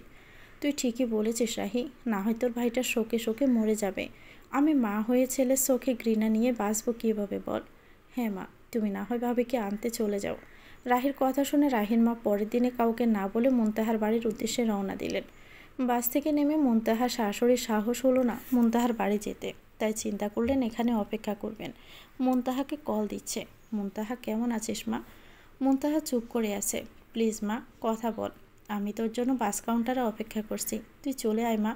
মুনতাহা নর্মাল হয়েই বলল, আপনি অপেক্ষা করেন, আমি আসছি। যতই বলি না কেন মুখের ওপর এটা বলা দরকার সেটা বলা দরকার। অনেকে আমরা তা পারি না। কষ্টের সময় কাউকে খোসা দেওয়া ঠিক না, তাতে বদদোয়া ছাড়া আর কিছুই মেলে না। মুনতাহাকে দেখে মুনতাহার শাশুড়ি কেঁদে দিলেন। কিছু বলতে গিয়েও বলতে পারলেন না। গলা যেন সব কথা একসাথে জমাট বেঁধে গেছে তার। বাসের পাশাপাশি বসেও মুনতাহা ও শাশুড়ির সাথে একবারও কথা বলল না। মুনতাহা চেয়েও কথা বলতে পারছে না। কি জানি কেন যেন আটকে ধরে রেখেছে। আসলে কেউ মন থেকে উঠে গেলে সহজে তার সাথে কথা বলা যায় না। কথা বলতে সংকোচ বোধ হয়, লজ্জা সংকোচ সব একসাথে পেয়ে বসে। মুনতাহার শাশুড়ির লজ্জা লাগছে কোন মুখে কথা বলবে, লুকিয়ে লুকিয়ে চোখের জল মুছতেছে। সাইমন রাহিকে জিজ্ঞেস করছে মা কোথায় গেছে। মা একটু বাহিরে গেছে কাজে। কি এমন কাজ আমাকে না বলেই চলে গেল? তুমি তো আজকাল কারো সাথেই কথা বলো না, কিভাবে বলবে তোমায়? সেটা ঠিক, আমি মরতে মরতে বেঁচে আছি, আমি এখন মানুষের মাঝেই তো পড়ি না। সাইমন মুনতাহার ছবি বুকে নিয়ে শুয়ে আছে। এই রুমে কত হাসি দুষ্টমি, মুনতাহার স্মৃতি ঘুরে বেড়াচ্ছে। কোথায় তুমি মুনতাহা? আমার কথাটা কি একটু মনে পড়ে না তোমার? খুব সুখে আছো তাই না রাশেদের সাথে? থাকবেই বা না কেন? আমি যে তোমায় কষ্ট ছাড়া আর কিছুই দিতে পারিনি। মুনতাহাকে দেখে রাহি দৌড়ে গিয়ে জড়িয়ে ধরছে। কেমন আছো ভাবি? রাহি, আমায় ভাবি না বললেই খুশি হব। রাহি মন খারাপ করেই বলল, আচ্ছা। মুনতাহার কণ্ঠ শুনতে পেয়ে সাইমন অবাক, ভাবছে হয়তো স্বপ্ন দেখছে মুনতাহাকে। কতক্ষণ শোনার পর বুঝলো স্বপ্ন না, সত্যি মুনতাহা এসেছে। ধীরে ধীরে উঠে মুনতাহার সামনে গেল। মুনতাহা সাইমনের দিকে তাকাতেই বুকটা যেন মোচড় দিয়ে উঠল। কি চেহারা হয়েছে সাইমনের, একদম যেন সেনাই যাচ্ছে না। মনে হচ্ছে কত কাল বিছানায় শয্যা সাই ছিল, বয়স যেন দ্বিগুণ বেড়ে গেছে। মুনতাহা তুমি এখানে? সাইমন মাকে বলছে, আমি তোমাদের নিষেধ করার পরেও মুনতাহাকে কেন আসতে বলেছ? আবারও নিজেদের স্বার্থের জন্য ওকে ডেকেছ? বাবা তো শরীর খারাপ, প্লিজ একটু শান্ত হও। এমন সময় সাইমন মাথা ঘুরে পড়ে যাচ্ছিল। মুনতাহা ধরতে গিয়েও কেন যেন ধরতে পারেনি। সাইমনের মা ছেলেকে ধরে বসালেন। আমাকে কেউ ডাকেনি, আমি অবন্তিকা থেকে তোমার শরীর খারাপ শুনে এখানে এসেছি। আমার সময় হলেই আমি চলে যাব। আমি জানি মা তোমাকে নিয়ে এসেছে আমার জন্য, আর চলে যেহেতু যাবে আসলে কেন? তুমি অসুস্থ, এখন এসব কথা থাক। রাহি মুনতাহার শাশুড়ি ওদের একা রেখে ভিতরে চলে গেল। মুনতাহা চলে আসতে যাবে, পিছন থেকে সাইমন বলে উঠল, কেমন আছো তুমি? আলহামদুলিল্লাহ, খুব ভালো। তুমিও ভালো থাকো, দয়া করে আর সবাইকে ভালো থাকতে সাহায্য করো। দেখতেই তো পাচ্ছ ভালো আছি, খুব ভালোই তো আছি। ভালো থাকো সব সময়, সে দোয়াই করি। তোমরা যাতে ভালো থাকো তাই তো চলে গেছি। তুমি চলে যাওয়াতে আমরা খুব সুখে আছি সবাই, তাই না? মুনতাহার ইচ্ছে করছে না কোনো কথা বাড়াতে। একবার মনের দূরত্ব বেড়ে গেলে কাছে আসা কঠিন। বারবার আগের কষ্টগুলো তাড়া দিতে থাকে। সাইমনের দিকে তাকালে মুনতাহার বিয়ের সময়কার কথাগুলো মনে পড়ে যায়। কীভাবে মুনতাহাকে দূরে ঠেলে দিয়ে নিজের সুখের জন্য বিয়ে করেছে। মুনতাহাকে মুনতাহার শাশুড়ি আলাদা করে ডেকে হাত ধরে বলছে, আমি জানি মা তুই আমাদেরকে মনে প্রাণে ঘৃণা করিস, মেয়ে হয়ে মাটারে একবার মাফ করে দিতে পারবি না? আমাদের উপর আর রাগ করে থাকিস না। আমি আপনাদের অনেক আগেই মাফ করে দিয়েছি। রাগ সবার উপর করা যায় না, তাই আপনাদের উপর আমার কোনো রাগ অভিমান কিছুই নেই। তুই আমাকে কথা দে, আমার ছেলেটাকে তুই ছেড়ে যাবি না। আমি কখনোই আপনার কোনো কথা অমান্য করিনি, কিন্তু আজ আমি আপনাকে কথা দিতে পারবো না। আমি এখানে সারা জীবনের জন্য থাকতে আসিনি। আমি এটুকু কথা দিতে পারি, আপনার ছেলেকে সুস্থ করে সব কিছু ঠিক করে তবে যাব। আমাদের শেষবারের মতো মাফ করে কি দেওয়া যায় না? আমাকে দয়া করে আর রিকোয়েস্ট করবেন না, আমি এটা রাখতে পারবো না। মুনতাহা ও শাশুড়িকে কিছুতেই মা ডাকতে পারল না। মা ডাকটা অনেক মধুর শোনায়। মুনতাহা চেষ্টা করেও মুখ থেকে বের করতে পারেনি। বারবার মনে হচ্ছে এই মানুষটিকে মা ডাকতে পারবো না আমি। কান্না আসছে, তাও ডোক গিলে বড় নিঃশ্বাস নিয়ে নিজেকে কন্ট্রোল করলো। সাইমন খেয়াল করছে মুনতাহা আসার পর থেকে ওর সামনে তেমন আসেনি। তারপরও সাইমনের খুশি লাগছে, অন্তত মুনতাহা একই বাসায় তো আছে। মুনতাহা আসার পরে সাইমনের শরীরটাও আগের চেয়েও ভালো লাগছে। মানুষ শরীরের অসুস্থতায় যতটা না খারাপ থাকে, তার চাইতে মানসিক অসুস্থতায় বেশি অসুস্থ হয়ে যায়। শরীর ভালো থাকা অনেকটা মনের উপরই নির্ভর করে। মন ভালো থাকলে মানুষের অসুখের মধ্যেই সুস্থ থাকে। রাহি কয়েকবার চেষ্টা করেছে মুনতাহাকে বলতে, কিন্তু কিভাবে বলবে সেটাই বুঝতে পারছে না। মুনতাহা রাহির ঘরে গিয়ে বলে, কি ব্যাপার রাহি, আমাকে তো আর সব কিছু বললে না, নাকি সেটা আমাকে এখন আনার মিথ্যে অভিনয় ছিল? না ভাবি, আজ আমি মিথ্যে অভিনয় করার মতো অবস্থায় নেই। এটা বলে রাহি কান্না করছে। কি হয়েছে তোমার, কাঁদছো কেন? বলো না কি সমস্যা? আমি প্রেগনেন্ট ভাবি। কি? কিভাবে? কি বলছো এসব রাহি? তোমার মাথা ঠিক আছে তো? ভাবি যা বলছি সত্যি বলছি। আমি 1 বছর আগে বিয়ে করেছি তারেককে। তাহলে তো সমস্যা নেই, তুমি ওদের পরিবারকে আসতে বলো, আমি না হয় সবাইকে বুঝিয়ে বলবো। ভাবি ও এখন বিয়েটা স্বীকার করতে চায় না। ও বলছে বাচ্চাটা নষ্ট করে দিতে। আমি যে কি, একটা বাচ্চা কত সাধনা ধারণা আছে, এই বাচ্চার জন্যই তো তোমরা আমাকে। ভাবি তোমার সাথে অনেক অন্যায় করেছি, তাই বলে হয়তো আল্লাহ আমাকে এত শাস্তি দিচ্ছে। তুমি এখন কি করতে চাচ্ছ? ভাবি আমি কিছু বুঝতে পারছি না, কি করব, কোথায় যাব। তোমার কাছে বিয়ের কোনো প্রমাণনামা কিছু আছে? না ভাবি, ওকে যতবার জিজ্ঞেস করেছে ও বলতো ওর কাছে নাকি রেখেছে। আমার এসব নিয়ে ভাবার দরকার নেই। সত্যি কি বিয়েটা হয়েছে? বুঝলাম না, মানে ও কি বিয়েটা সত্যি করেছে নাকি বিয়ের নাটক করেছে? ভাবি আমি জানি না, সত্যি কিচ্ছু জানি না। দেখো রাহি, একটা সন্তান আল্লাহর দেওয়া অনেক বড় নেয়ামত। এত বড় পাপ করা ঠিক হবে না। ভাবি আমি সবাইকে মুখ দেখাবো কিভাবে? দরজার ওপাশে দাঁড়িয়ে মুনতাহার শাশুড়ির চোখে জল বেয়ে বুক ভেসে যাচ্ছে। নিজের কানকেও বিশ্বাস করাতে পারছে না এতক্ষণ যা শুনেছে সত্যি নাকি শুনতে ভুল করেছে। এ কি ক্ষতি হয়ে গেল আমার মেয়েটার? আমার মেয়েটা এখন কি হবে? এটা বলে চিৎকার করে ফ্লোরে বসে পড়লেন। রাহি মুনতাহা দৌড়ে আসলো।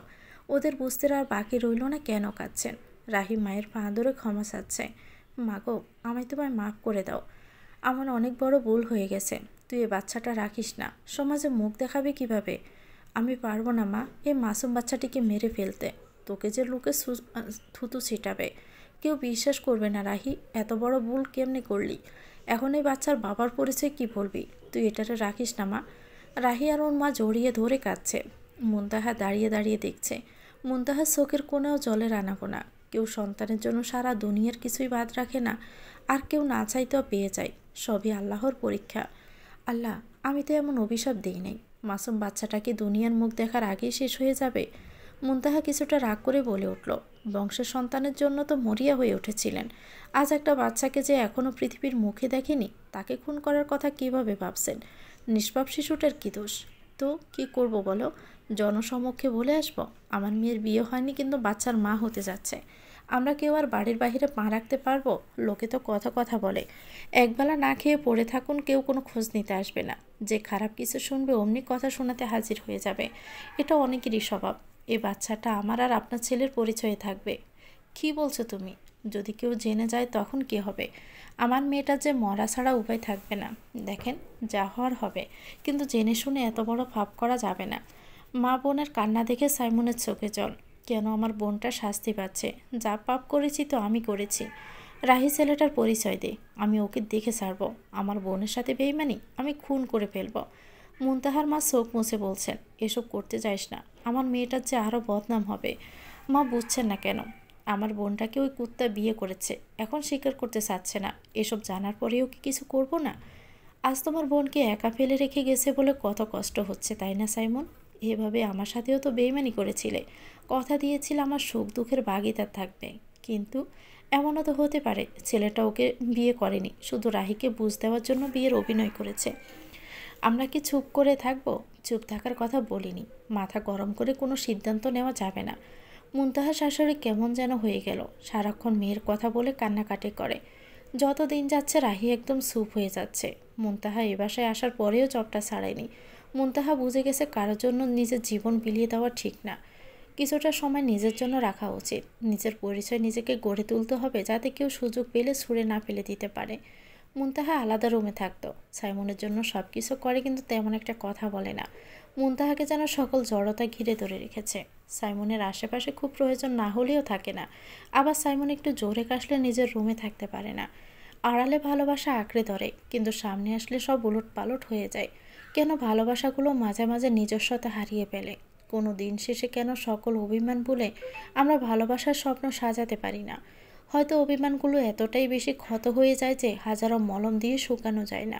সাইমন চেষ্টা করছে মুনতাহার অভিমান ভাঙাতে, কোথাও না জানি কাটতে আছে। সাইমন সহ্য করতে পারছে না মুনতাহা কাছে থেকে অনেক দূরে। প্রথমে ভেবেছে অভিমান কমে গেলে ওর কাছে আসবে, কিন্তু মুনতাহার মনের ভুবনে এত বেশি অভিমান, কালো মেঘগুলোকে সাইমন দূর করতে পারছে না। এভাবে কয়েকদিন চলে যায়।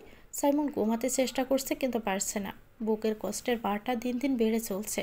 সব থেকে কষ্টকর হচ্ছে কাছের মানুষটা পাশাপাশি থাকার পরেও অতি যত্নে আদর করে তুলে রাখা অনুভূতিগুলো তাকে বলা যায় না। একটা মানুষকে আপন করা সহজ, কিন্তু সারা জীবন আপন করে রাখা কঠিন। ঘড়ির দিকে তাকিয়ে দেখে রাত 3টা বাজে।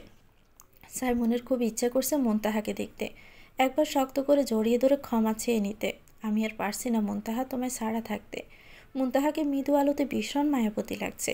মুনতাহা ঘুমের রাজ্যে ডুবে আছে। মুনতাহার মুখ থেকে চুলগুলো সরিয়ে দিয়ে কপালে আলতো চুমু দিল। মুনতাহা তেমন টের পেল না। সাইমন জড়িয়ে ধরার পর মুনতাহার গরম নিঃশ্বাস পেয়ে আটকে ওঠে। তুমি কেন এত রাতে এখানে? কোন সাহসে জড়িয়ে ধরেছ? আমি তোমায় ভালোবাসি মুনতাহা। এই ভালোবাসা তখন কোথায় ছিল, যখন বিশ্বাসের কাছে হেরে গিয়ে আমার ভালোবাসায় আগুনে পুড়ে যাচ্ছিল? মুনতাহা প্লিজ এমন করো না, আমি আর নিতে পারছি না এই দূরত্ব। জানো সেদিন আমিও না নিতে পারিনি, কত করে বলেছিলাম, শুনেছিলে সেদিন আমার ভিতরে রাহাজারি। এখন বুঝো ভালোবাসার মানুষ কাছে থেকেও দূরে থাকলে কেমন লাগে। বিশ্বাস করো আমার অবন্তিকার সাথে কিছু নেই, কিছু থাকলে বাকি। যেখানে বিশ্বাসের মৃত্যু হয়, ভালোবাসা সামান্য স্বার্থের কাছে হেরে যায়, সেখানে কোনো কিছুর মূল্য থাকে না। প্লিজ এখান থেকে যাও। তুমি কি চাও আমি মরে যাই? মরার জন্য তো যাইনি। আর হ্যাঁ শোনো, কাল রেডি হয়ে থাকো, ডাক্তারের কাছে যেতে হবে। যেখানে তুমি থাকবে না সেখানে আমি আর কিছু ঠিক করতেও চাই না, আমার মরে যাওয়াই ভালো। ভালোবাসলে কেউ ব্ল্যাকমেল করে না, ব্ল্যাকমেল করে কি ভালোবাসা টিকিয়ে রাখা যায়? তুমি যাও, আমার খুব ঘুম পাচ্ছে। মুনতাহা কাঁথা মুড়ি দিয়ে মুখে কাঁথা চেপে ধরে কান্না করছে। আমি কেন পারছি না তোমায় আপন করে নিতে? কেন আমার মন এত শক্ত হয়ে গেছে? কেন ঘৃণার কাছে ভালোবাসা প্রতিনিয়ত হেরে যাচ্ছে? কেন বা কষ্ট হয় তোমাকে কষ্ট দিয়ে? আমি যে নিজের সাথে যুদ্ধ করে নিজেই হেরে যাচ্ছি। সবাই তো ভালোবেসে শত অপরাধ ক্ষমা করে দেয়, তাহলে আমি কেন পারছি না তোমায় ভালোবেসে ক্ষমা করে দিতে? হয়তো ভালোবেসে বিয়ে করেছি বলেই পারছি না। সাইমনের কানে মুনতাহার কথাগুলো বাজছে। সত্যি তো, মুনতাহার নিজের জায়গায় ঠিক। ওকে তো আমি কম কষ্ট দিই নাই। আমাকে কতভাবে বুঝিয়েছিল আমি বোঝার চেষ্টা করিনি, হয়তো বুঝেও না বোঝার ভান ধরেছি। আর যখন সব বুঝলাম মুনতাহা আমাকে চায় না, আরও ব্যথা বাকি আছে পেতে। কিছু ঘটনা বুঝি চায়, তাই চোখে বাসে। মুনতাহা সাইমনকে গিয়ে বলছে, চলেন আমরা ডাক্তারের কাছে যাবেন। কেন? এত কথা না বলে চলেন, আর না হয় আমি এবারে ছেড়ে চলে যাই। মুনতাহা জানে এখন মুনতাহাকে কোনোভাবে যেতে দিবে না রাহির এই অবস্থায়। মুনতাহা সাইমনকে নিয়ে ডাক্তারের কাছে গেল। ডাক্তার বলছে দুজনকে নতুন করে টেস্ট করতে হবে। সাইমন মুনতাহা জানে রিপোর্টে কী আসবে, তারপরও দুজন নতুন করে টেস্ট করে নিল। সাইমন মুনতাহা পরের দিন রিপোর্ট আনতে গেছে। ডাক্তার বলেছে, মিস্টার সাইমন আপনার সমস্যাটা তেমন কিছু না, ঠিকঠাক চিকিৎসা নিলে নিয়ম মেনে চললে আশা করি ভালো হয়ে যাবেন। আমি যে ওষুধগুলো দিচ্ছি সেগুলো নিয়মিত খাবেন, তারপর ঠিক না হলে অন্য ট্রিটমেন্ট করা যাবে। মুনতাহা জিজ্ঞেস করছে, স্যার মেডিসিন খেয়ে ভালো হওয়ার সম্ভাবনা কতটুকু? আশা তো করছি বাকিটা উপরওয়ালার ইচ্ছে। তবে একটা কথা কি জানেন, মানুষ শরীরের অসুস্থতার চেয়ে মনের অসুখই বেশি ভোগে। মন থেকে সাহস রাখতে হবে। যাই হোক না কেন আমি ভালো থাকবো, দেখবেন সে সুস্থ থাকবে। রোগ জানার আগে সবাই সুস্থই থাকে, কিন্তু শুনি সে আর বেশি দিন বাঁচবে না, তখন থেকে চিন্তা করতে করতে অসুস্থ হয়ে যাবে আরও বেশি, যদি সে সুস্থ মানুষও হয়ে থাকে। সাইমনের খুশি লাগছে না, ভালো হয়ে কি হবে, কার জন্য বা ভালো হবে? মুনতাহা তো সাইমনকে দূর দূর করে তাড়িয়ে দেয়। মুনতাহার মনে তো সাইমনের জন্য ঘৃণা ছাড়া কিচ্ছু নেই। এসব ভাবতে ভাবতে মুনতাহার দিকে তাকাতেই মুনতাহার চোখ ঘুরিয়ে নিল। মুনতাহা কেন জানে সাইমনের চোখে চোখ রাখতে সংকোচ বোধ করে। আপন মানুষরা যখন পর হয়ে যায় তখন ভয়ঙ্কর রূপ ধারণ করে, চাইলেও সহজে তাকে আপন করে নেওয়া যায় না। তখন যাই করুক ভাবে মন থেকে করছে না, স্বার্থের জন্য করছে। বিশ্বাস ভালোবাসাকে মজবুত করে সেখানে, কিন্তু যদি অবিশ্বাসে ধোঁয়া ঢুকে পড়ে বিশ্বাস ঠুনকো হয়ে যায়। সাইমন চায় না মুনতাহা সাইমনকে ভুল বুঝুক। মুনতাহা দূরত্ব সাইমনকে শাস্তি দিচ্ছে না, মনে হচ্ছে অক্সিজেন থেকেও অক্সিজেনের অভাবে শ্বাসকষ্টে ভুগতে হবে। মুনতাহা যেভাবে চায় সেভাবে খুশি থাকুক, এই বাড়িতে আসে এটাই পরম শান্তি। হয়তো কোনো একদিন মুনতাহা বুঝবে আমি মুনতাহাকে কত ভালোবাসি। সেদিনের অপেক্ষায় না হয় পহর গুনব। কত মানুষই তো ভালোবাসার মানুষকে চোখে দেখার সুযোগ পায় না, আমি তো অন্তত মুনতাহাকে চোখের দেখা দেখতে পাচ্ছি, এটাই বা কম কি? সাইমন রাহিকে গিয়ে জিজ্ঞেস করছে, তারেক ছেলেটার ঠিকানা দে। রাহি যতটুকু জানে সব সাইমনকে বলছে। সাইমন বোনের পাতায় হাত রেখে ভরসা দিচ্ছে, তুই কাঁদিস না বোন, আমি খুঁজে আনবো রে। আমার বোনকে দুঃখের সাগরে ভাসিয়ে দিবে আর আমি ঘরে বসে আঙুল চুষবো নাকি? এটা কিছুতেই হতে পারে না। আচ্ছা ভাইয়া সত্যি কেউ ফিরে আসবে তো? আমি চেষ্টা করব, তুই কুত্তার একটা ছবি দে। মুনতাহা মধ্যখানে বলে উঠল, রাহি ওকে হয়তো আইনের ভয় দেখিয়ে ধরে আনতে পারবে, কিন্তু তোমাকে মন থেকে মেনে না নিলে সংসার করতে পারবে? একই ছাদের নিচে থাকলে কি ভালোবাসা থাকে? ভালোবাসা এত সহজে ধরে রাখা যায় না, গড়তে অনেক সময় লাগে, কিন্তু ভাঙতে 2 মিনিটও লাগে না। তাই বলে কি আরেকবার চেষ্টা করে দেখবো না? অন্তত বাচ্চাটার মুখের দিকে তাকিয়েও তো করা উচিত। আমার বোনের জন্য আমাকে এটুকু করতে হবে, না হলে বাচ্চাটা বড় হওয়ার পরে বাচ্চাটাকে কি জবাব দিব আমরা? তোমার কি মনে হয় ওর বাচ্চাটার প্রতি কোনো দয়া মায়া আছে? যদি সত্যি রাহিকে মন থেকে চাইতো, বাচ্চার কথা ভাবতো, তাহলে কাপুরুষের মতো ওকে একা ফেলে পালিয়ে যেত না। হ্যাঁ, সোজাভাবে মেনে নিলে তো ভালো, না হয় অন্য ব্যবস্থা নিতে হবে। ওকে আমি শান্তিতে ঘুমাতে দিব না। এটুকু বলতে পারি, পারলে উপযুক্ত শাস্তির ব্যবস্থা করো। এ সমাজে ছেলেদের গায়ে তো দাগ লাগে না, তারা বিবাহিত নাকি অবিবাহিত বোঝার উপায় নেই। সকল দায়ভার তো মেয়েদের। মেয়েরাই সারা জীবন কেন ছেলেদের খেলার পুতুল হয়ে থাকবে? যখন চাইবে খেলবে, সময় পুরালে ফেলে দিবে। এটা হতে পারে না। সাইমন বেশ ভালো করে বুঝতে পারছে মুনতাহা কথাগুলো সাইমনকেই হাড়ে হাড়ে বুঝিয়ে দিচ্ছে। মুনতাহার শাশুড়ি এসে ছেলের কাছে কেঁদে কেঁদে বলছে, আমি এত কিছু বুঝি না। আমি চাই আমার মেয়েটার একটা সংসার হোক। কয়দিন সত্যি কথা চাপা দিয়ে রাখবো আমি? আজ বাদে কাল সবাই জেনে যাবে, তখন কি জবাব দিব সবাইকে? তুই কিছু একটা কর, দরকার হলে ওই ছেলের হাতে পায়ে ধর। হাতে পায়ে ধরে কয়দিন বেঁধে রাখবেন। মেয়েদের এত সস্তা ভাবার কি আছে? নিজের জায়গাতে শক্ত থাকলে সব সমস্যায় জয় করা সম্ভব। রাহিকে শান্তিতে বাঁচতে চাইলে এসব চিন্তা বাদ দিন। মুনতাহা, তুমি কি চাও না আমার মেয়েটার সংসার হোক? আমরা তো জানি তোমার সাথে ভুল করেছি, পাপ করেছি, কিন্তু আজ আমাদের এই বিপদে একটু সাহায্য করো। আমিও চাই ও ভালো থাকুক, তাই বলে কারো লাথি খেয়ে জীবন কাটাক এটা চাই না। যে ছেলে এই অবস্থায় ফেলে যায়, সে একসাথে থাকলে ওকে শান্তিতে থাকতে দিবে বলে ভাবছেন আপনারা? তিল তিল করে মারবে। আর হ্যাঁ, আমি শুধু এ বাড়িতে থাকছি ওর বাচ্চাটার কথা ভেবে। স্বামী ছাড়া বাচ্চার বর সারা জীবন বহন করা এত সহজ? যেভাবেই হোক, বিয়ে তো হয়েছে। সাইমন, তুই ওরে খুঁজে এনে আবার বিয়ে দে। তারেক যেমন হোক ওর বাচ্চার বাবা।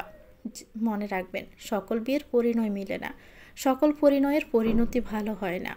বিয়ে দিলে সকল সমস্যার সমাধানও মিলে না। আগে তো তাড়াহুড়ো করে দিয়েছেন। এ বিপদের সময় তুমি আমাকে খোঁটা দিচ্ছ? খোঁটা কেন দেব? বুঝাচ্ছি, সব সময় না ভেবে বিয়ে কোনো সমাধান না। পরে যদি রাহির আরও বড় কোনো ক্ষতি করে, মনকে বোঝাতে পারবেন তো? না না, এভাবে বলিও না। আমার মেয়েটা, সাইমন মাকে শক্ত করে বলছে। আহ মা, অবুঝের মতো কথা বলিও না। মুনতাহা যা বলছে একদম ঠিকই বলেছে। ওই ছেলে আমার বোনকে কখনো সুখে রাখবে না।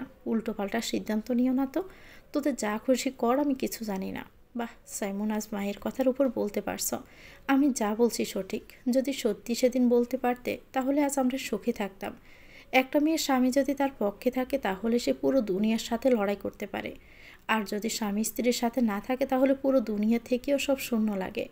সাইমন ছবি নিয়ে ঠিকানাতে গেল তারেকের সাথে কথা বলতে। বাড়ির ঠিকানায় গিয়ে ওখানে তারেক নামে কেউ থাকে না। তারেক যে ঠিকানা রাহিকে দিয়েছে সেটাও ওর বাড়িও না। সাইমন নিরাশ হয়ে অফিসের ঠিকানায় গেল। ভিতরে ঢুকে রিসিপশনে গিয়ে জিজ্ঞেস করলো, তারেক নামের কেউ কি এখানে জব করে কি না? আপনি একটু অপেক্ষা করুন, আমি চেক করে দেখছি। আচ্ছা। তারেক নামে যে জব করতো, সে গত মাসে চাকুরি ছেড়ে চলে গেছে। কেন দিয়েছে সেটা জানেন? সেটা তো আমরা জানি না। সাইমন আর কোনো পথ খুঁজে না পেয়ে সাইমনের বন্ধু যে পুলিশে জব করে, তার কাছে ছবি দিয়ে এসেছে, যাতে খোঁজ করে এই মুহূর্তে কোথায় গা ঢাকা দিয়ে আসে বলতে পারে। দোস্ত, তুই ভাবিস না, আমি সাধ্যমতো চেষ্টা করব। তবে ঘটনা কার সাথে ঘটেছে? আমার একজন কাছের, তোকে পরে বলবো, আগে খুঁজে বের কর। রাহি অপেক্ষা করছে কখন সাইমন আসবে। সাইমন আসার পরে অনেক আশা নিয়ে ভাইয়ের কাছে গেল। রাহিকে আসতে দেখে সাইমনের বুকটা ফেটে যাচ্ছে। একটা ভাইয়ের কাছে তার বোনের এমন অবস্থা যে কতটা কষ্টদায়ক, তা কেবল একটা ভাইয়ে অনুভব করতে পারবে। ভাইয়া, ওর সাথে কি দেখা হয়েছে? না আসলে। বল না ভাইয়া, কি বলেছে? তোকে বাড়ির ঠিকানা যেটা দিয়েছে সেটা বল। কি বলো ভাইয়া? আমাকে বাড়ির সামনে গিয়ে দেখিয়েছে। আমি নিজে দেখেছি সেখানে ঢুকেছে সে। ওগুলো মিথ্যে ছিল রাহি। অফিসে গিয়েছ? অফিসেরটা ঠিক আছে, কিন্তু কিন্তু কি ভাইয়া? কুত্তাটা 1 মাস আগে জব ছেড়ে পালিয়েছে। তুই চিন্তা করিস না, আমি ওকে খোঁজার ব্যবস্থা করতেছি। এ কথা বলতে বলতে রাহি মাথা ঘুরে পড়ে অজ্ঞান হয়ে গেছে। সবাই রাহিকে ধরে শুইয়ে দিল। রাহির মা মেয়ের পাশে বসে কেঁদেই চলছেন। মুনতাহা রাহির মাথায় পানি দিচ্ছে। সাইমন দূর থেকে দাঁড়িয়ে সব দেখছে। কেন আমার বোনটার এত বড় ক্ষতি হয়ে গেল? আমার বোনটা শেষ পর্যন্ত বাঁচবে তো? আমি ওই হারামিকে খুঁজে বের করে শাস্তি দিবই। দেখতে দেখতে রাহির ডেলিভারির সময় চলে এসেছে। এই কয় মাসে সাইমনের সাথে মুনতাহার খুব একটা ভাব হয়ে ওঠেনি। তবে আগের চেয়ে কথা একটু বেশি হয়, তাও বেশিরভাগ কথা রাহিকে নিয়ে। সাইমন অনেকবার নিজেদের কথা উঠাতে গেছে, কিন্তু মুনতাহা কোনোভাবেই সাইমনকে থামিয়ে দিত। রাহির ফুটফুটে একটা মেয়ে শিশু হলো। আশেপাশে সবাই জানে মুনতাহার বেবি হয়েছে। যদিও অনেকের মনে সন্দেহ হয়েছে, মুনতাহা সামলে নিয়েছে। সাইমন ডাক্তারের পরামর্শ অনুযায়ী চলার কারণে ডাক্তার বলেছে সাইমন বাবা হওয়ার জন্য প্রস্তুত। সাইমনের ভীষণ ভালো লাগছে। এবার বোধহয় মুনতাহা মেনে নিবে। যদি ওকে ভালো নাই বা বাসত, তাহলে কখনো চিকিৎসা করানোর চেষ্টাই করতো না। মুনতাহা যা পছন্দ করে সাইমন তাই করার চেষ্টা করছে। কখনো মুনতাহার মনে হয়েছে তার থেকে যাওয়া উচিত, আবার কখনো ভেবেছে অনেক শাস্তি হয়েছে। এবার সব মান ও অভিমান দূরে ঠেলে দিয়ে ভালোবাসায় পরম মমতায় নিজেরা সুখে থাকি। সাইমন মুনতাহাকে গিয়ে জড়িয়ে ধরে বলে, মুনতাহা, এখন তো সব ঠিক হয়ে গেছে, এবার না হয় সকল মান অভিমান বাদ দিয়ে আমরা এক হয়ে যাই। আমি যে আর পারছি না।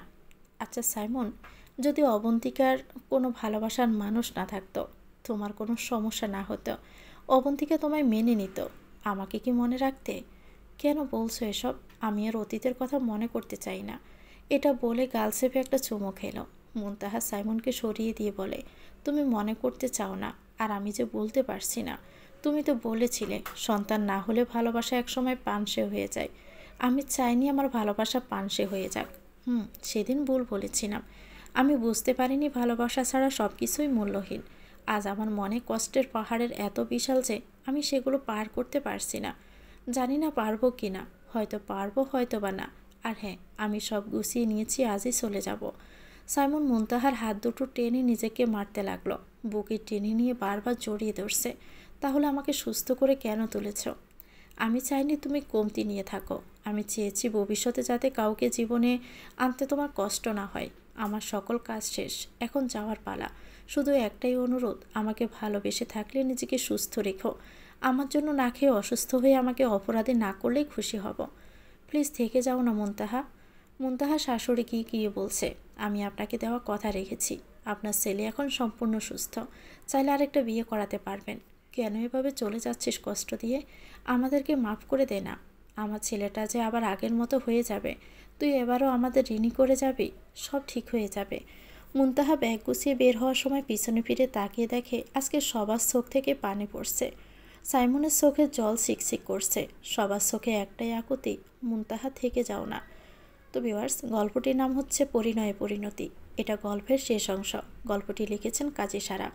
গল্পটি কেমন লেগেছে কমেন্ট করে জানাবেন।